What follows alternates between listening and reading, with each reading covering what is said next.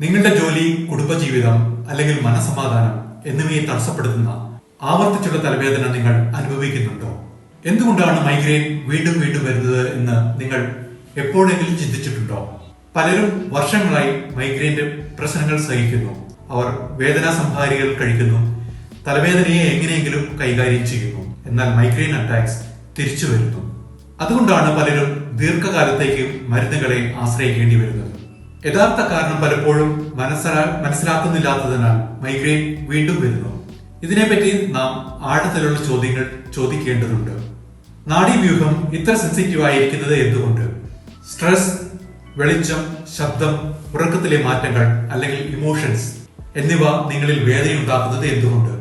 മറ്റു പലർക്കും ഈ പറഞ്ഞ കാര്യങ്ങളൊന്നും ഒരു കുഴപ്പവും ഉണ്ടാക്കുന്നില്ല.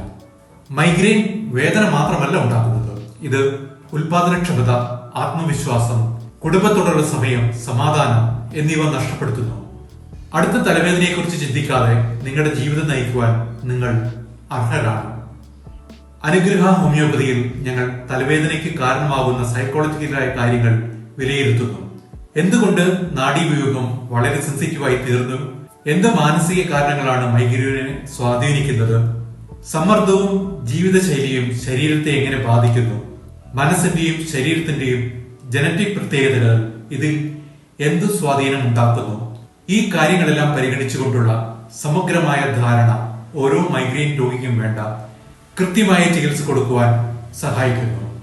അസുഖത്തിന്റെ കാരണം പരിഹരിക്കപ്പെടുമ്പോൾ നാഡീവ്യൂഹം ക്രമേണ ശാന്തവും സമതുലിതവുമാകും. അനുഗ്രഹ ഹോമിയോപ്പതിയിലെ മൈഗ്രെയിൻ ചികിത്സയുടെ തത്വശാസ്ത്രം ഇതാണ്.